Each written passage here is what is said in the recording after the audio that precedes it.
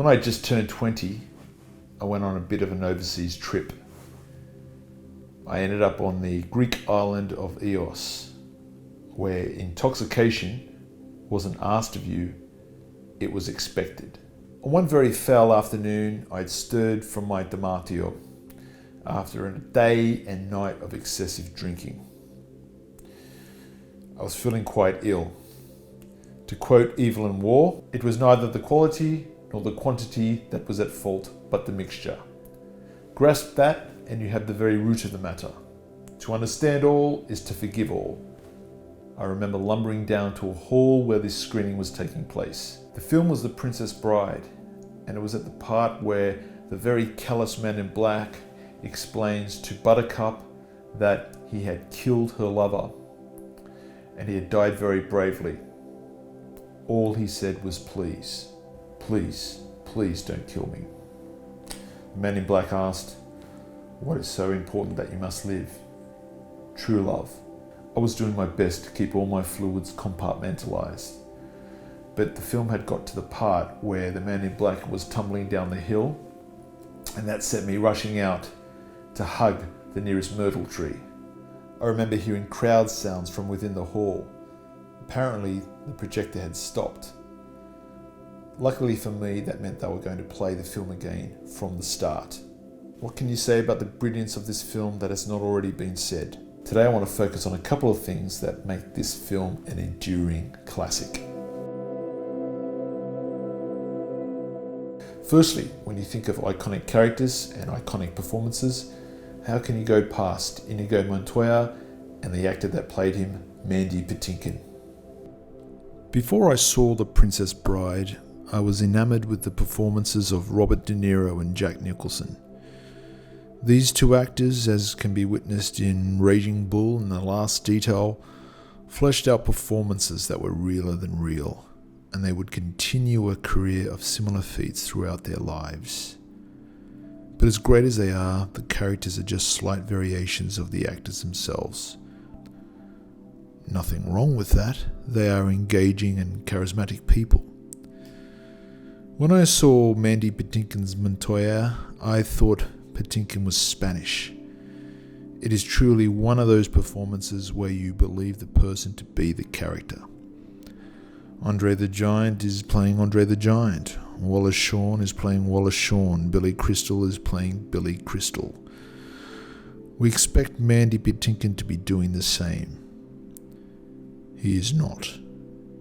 Just when you think Patinkin could not get any more comfortable in the Montoya skin, he boosts his enemy up by a rope and sits on a rock and gets even more comfortable.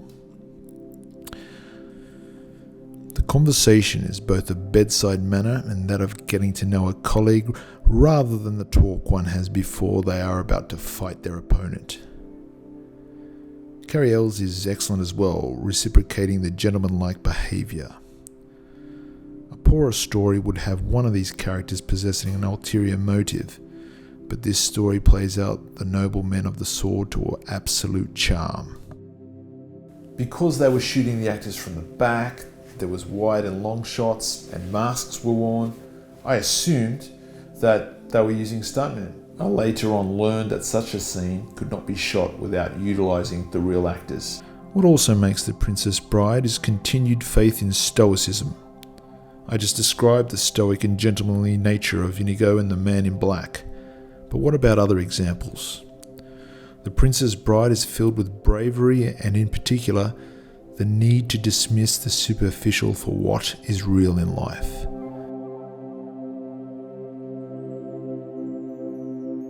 The very first shot in The Princess Bride is that of the rudimentary video game, complete with Casio tone-style music and sounds.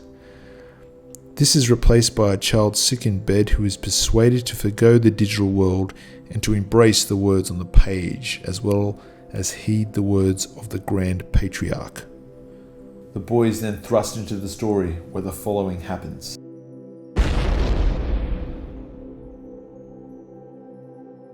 The girl declares she'll never love again and then submits to being the bride of the sour Prince Humperdinck. She's then kidnapped by a trio of 3 shady-looking characters. Threatened with death, almost eaten by eels. Later on, she announces her intention for suicide to her doddering soon-to-be in-law.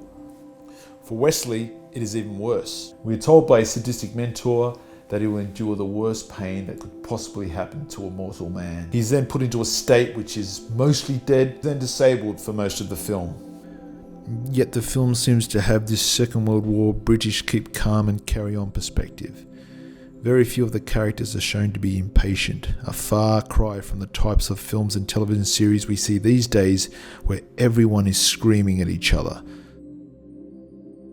But this fable, whether it is traditional sword and sorcery or just a well-told fairy tale, tells an enduring love story, making it accessible instead of turning it into a soap opera of sorts.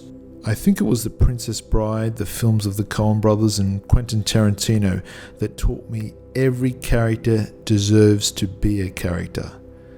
When I came to writing Quest for Steel, I said to myself, put something in every role that would make someone want to wake up early in the morning and travel to set to play the part. Don't write shit or uninteresting parts, and at the end of the day, at least you'll have video with nothing but interesting characters. Thank you. And don't forget to like the video. Please subscribe. Let's get that subscriber list up. And stay in tune for more information about Quest for Steel. Thank you very much.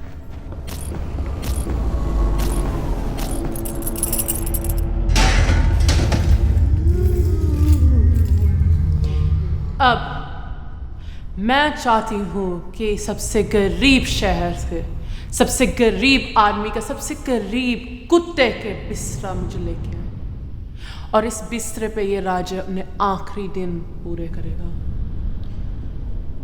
और अगर मुझे कोई भी देखे इसे थोड़ी सी भी इज्जत देते हुए या अपना सिर झुकाते हुए, वो भी इसी राजे के साथ इस कुत्ते के घर में अपने आखिरी दिन पूरे करेगा। अब मैं थक गई हूँ इसके गोरे रंग की शक्ल देख के, जैसे चांद थक जाता है सूरज को देख के।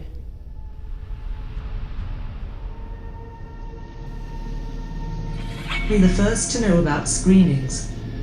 Email your first name and what city you are in, and we will tell you when Quest for Steel is coming to your town.